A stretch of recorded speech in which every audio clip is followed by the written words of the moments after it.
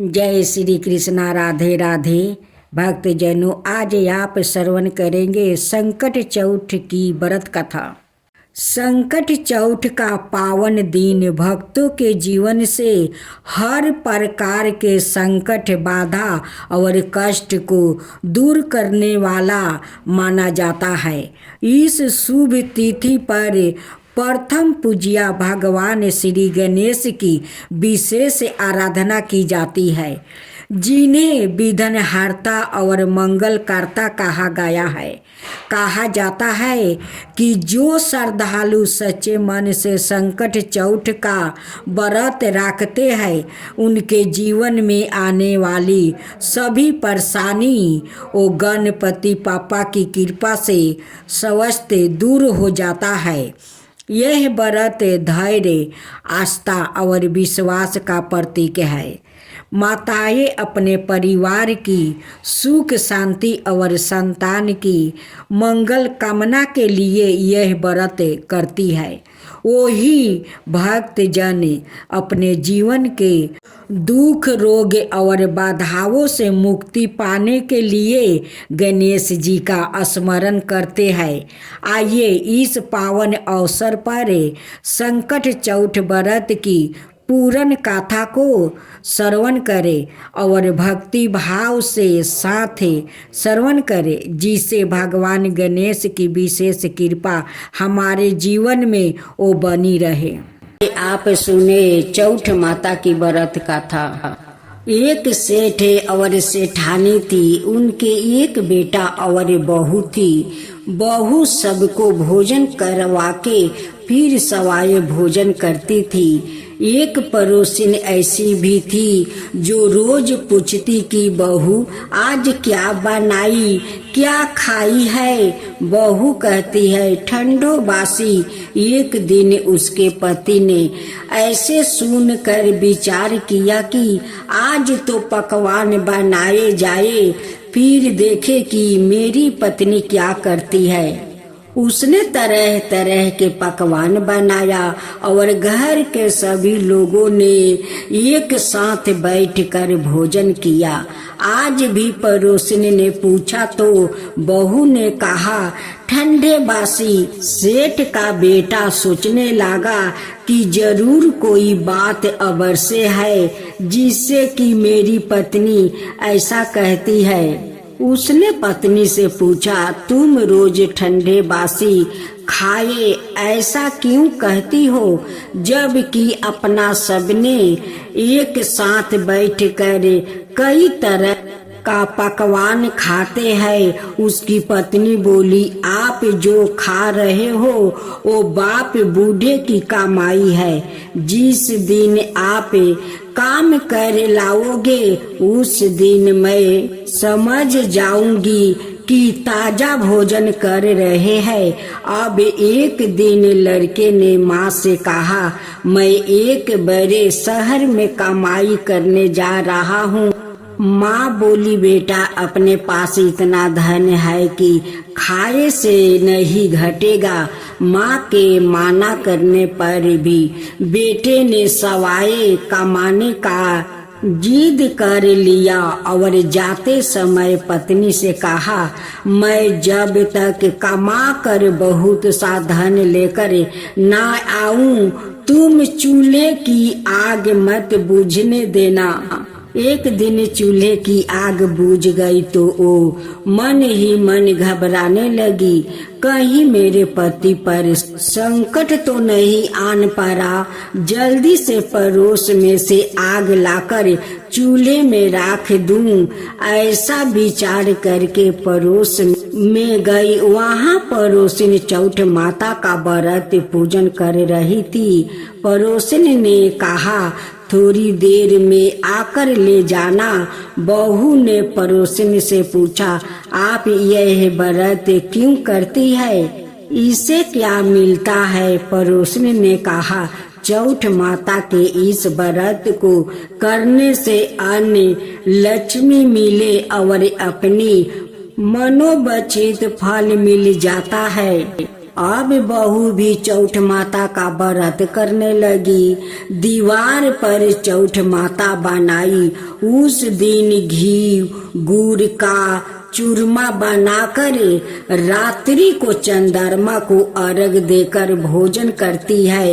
ऐसा करते करते बहू दिन हो गया। चौठ माता ने उस बहू के पति को सपना दिया कि साहूकार का बेटा तू जागे कि सोए, तेरी पत्नी बहुत याद कर रही है। घर जाकर उसकी चिंता मिटा।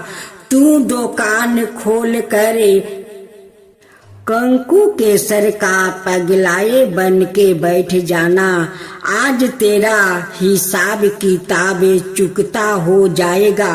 अब तो चौठ माता ने जैसा कहा था वैसा ही हुआ। उसने घर जाने की तैयारी की और गाड़ी भर के धन दौलत लेकर चल दिया। रास्ते में एक बड़ा सा काला नाग फन फैलाए बैठ गया और कहने लगा, आज तो मैं तुझे डासूंगा, छोड़ेगा नहीं। आज तेरी आहू पूरी हो जाएगी। सेठ ने लड़के से कहा, आज चौठ माता ने मुझे सपना दिया तो मैं पत्नी से मिलने घर जा रहा हूँ। वहाँ मेरी पत्नी बहुत चिंता कर रही है। मैं उससे मिलकर जरूर आऊँगा, तब तुम मुझे डांस लेना। नाग ने कहा, तुम कसम खाकर जाओ तो मैं तुम्हें जाने दूंगा, परंतु लौट कर नहीं आए तो तुम्हारे घर आकर मैं तुम्हें डांस लूंगा। इस प्रकार सांप को वचन देकर वो अपने घर पहुंचा। वहाँ सभी से हंसी खुशी से मिला और भोजन करने उदास होकर बैठ गया। उसकी पत्नी ने उदास होने का कारण पूछा तो पति ने काले नाग वाली बात बताते हुए कहा, यदि मैं उसके पास नहीं जाऊंगा तो वो घर आकर ही मुझे डांस लेगा। पत्नी बहुत चतुर थी। उसने कहा कि आप घबराओ नहीं, लेट जाओ, मैं एक उपाय करती हूँ। पत्नी ने कमरे की 7 पेढ़ी सिरवा धोई। पहली पेढ़ी पर रेत, दूसरी पर इत्र, तीसरी पर गुलाल फूल, चौथी पर कंकु केसर, पांचवी पर लड्डू पेड़ा, छठी पर गादी गलैचा और 7वीं पेढ़ी पर दूध का कटोरा भर कर रख दिया। इस प्रकार वह 7 ही पेढ़ी सजाकर बैठ गई। आधी रात होते ही नाग आकर पेढ़ी चढ़ने लगा। पहली पेढ़ी पर रेत में लौट गया और कहने लगा कि सेठ की बहू ने आराम तो बहुत दिया है, पर बचनों से बंद करे आया हूँ, सो डांसूंगा। अबर से ही इसी प्रकार 7 पेढ़ियों पर नाग आराम करता हुआ और कहता हुआ कि डांसूंगा जरूर।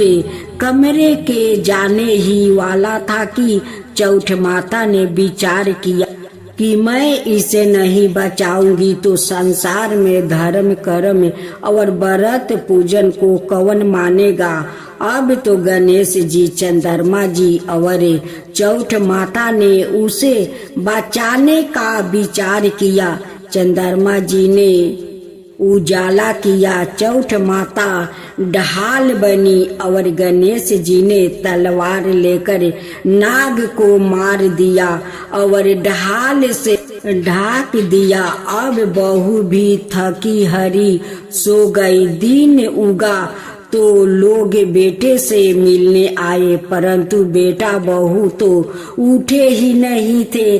बहुत देर हो गई तो माँ उन्हें उठाने गई। माँ ने सातों पेड़ियों पर जो कुछ देखा तो बहुत घबराई और बेटा बहू को आवाज लगाई। बेटा बहू उठे तो देखा कि एक ढाल तलवार वहाँ पड़ी है।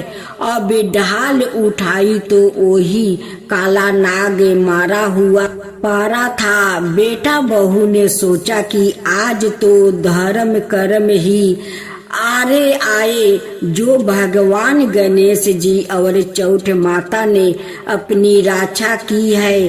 चौठ माता अपने जैसी सेठ के बेटे बहू की रक्षा की, वैसा ही सबकी रक्षा कीजिए। बोले चौठ माता की जय, चौठ माता की जय। संकाटा मैया की कहानी। एक गांव में एक भाई और बहन रहते थे और छोटे में ही उनके माता पिता का स्वर्गवास हो चुका था। जो भाई था वो बड़ा था और बहन छोटी थी। बड़े भाई पर बहन की सारी जिम्मेदारी थी। किसी तरह से जीवन चलता रहा और देखते देखते बहन बड़ी हो गई। फिर भाई को लगा कि अब उसको कमाने के लिए बाहर जाना चाहिए, क्योंकि अब बहन बड़ी हो रही है तो उसका विवाह शादी भी करानी है और उसमें धन दौलत भी लगेगा, तो इसके लिए मुझे बाहर निकलना ही पड़ेगा। तो भाई बाहर कमाने जाने के लिए बहन से कहता है तो बहन उस बात को स्वीकार करती है। तब भाई कहता है, मेरी यह पाली हुई चिड़िया की देखभाल अब तुम करेगी। मैं कमाने के लिए बाहर जा रहा हूँ। इनको समय समय से चारा पानी देती रहना ताकि इन्हें कोई समस्या ना हो। बहन कहती है कि ठीक है भैया, जैसा आप कह रहे हैं वैसा ही इनकी देखभाल करेंगे। आप बिल्कुल तनाव ना ले, आप निश्चित होकर कमाने जाइए। अब भैया इधर कमाने के लिए शहर में पहुंच जाता है और कई दिनों तक यहाँ पर वो कमाने में व्यस्त रहता है। बहन की शादी के लिए पैसा जोड़ रहा होता है। इधर एक दिन बहन किसी काम में उलझ गई और वह चिड़िया को चारा पानी देना भूल गई। जब उसे याद आया तो वह भाग कर चिड़िया के पास गई। तब वहाँ पर सारी चिड़िया मरी पड़ी थी। अब यह रोने लगी। आसपास के लोग से पूछने लगी कि क्या किया जाए कि चिड़िया मेरी सही हो जाए। तो पड़ोस ने कहा कि बेटिया, यह सब सारी चिड़िया मर गई है, अब इनकी सेवा करने से कोई फायदा नहीं है, अब यह जिंदा नहीं होगी। यह बात सुनकर बहन और रोने लगी और कुछ समय तक रोती ही रह गई और सब आसपास के लोग अपने घर चले गए। तब उसी बीच संकट मैया उसी रास्ते से वो गुजर रही थी तो उन्होंने एक बच्ची की रोने की आवाज़ सुनी। तब उसके पास जाकर उनकी समस्या जानने का वो विचार किया।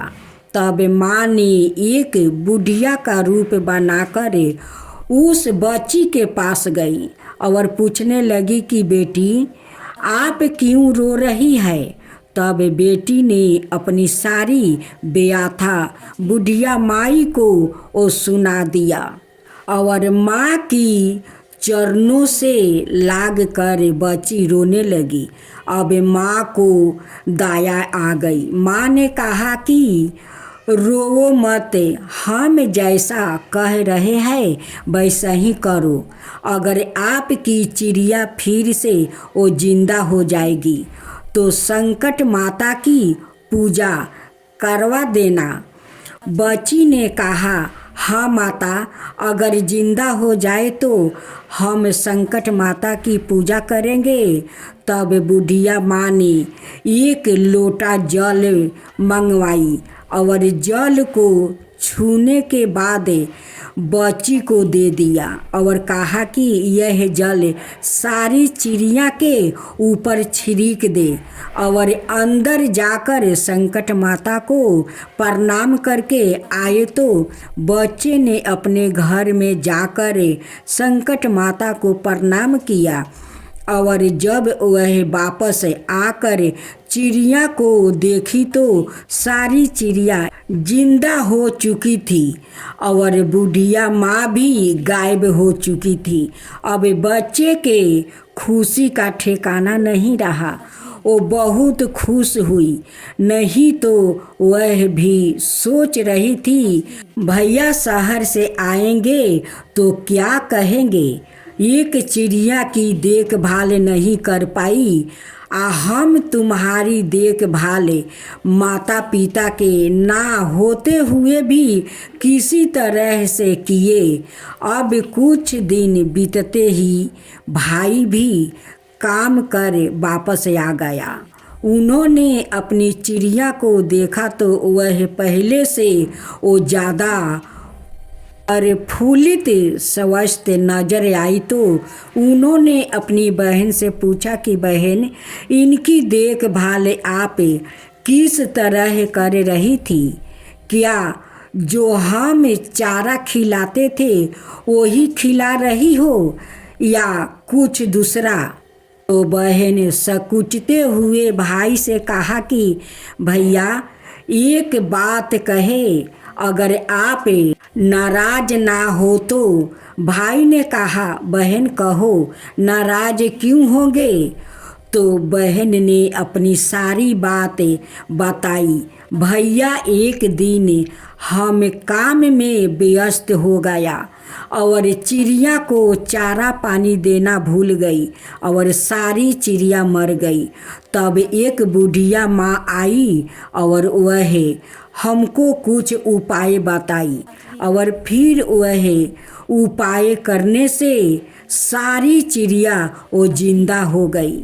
बुढ़िया माँ ने कहा था कि अगर चिड़िया जिंदा हो जाएगी तो संकट माता की एक पूजा कर देना। तो भैया अब संकट माता की पूजा करनी है। क्यों? यह सब संकट माता के बदौलत ही संभव हो पाया है। भैया कृपा करके आप संकट माता की पूजा सामग्री ले आइए और हम संकट माता की पूजा विधि विधान से करेंगे और साथ ही साथ सुहागिनों की पूजा भी करेंगे। भाई बहन दोनों ने संकट माता की पूजा पूरे विधि विधान से की और सभी सुहागिनों को भोजन जिमाई और विदाई किया। तब बोलो संकट माता की जय, संकट माता की जय।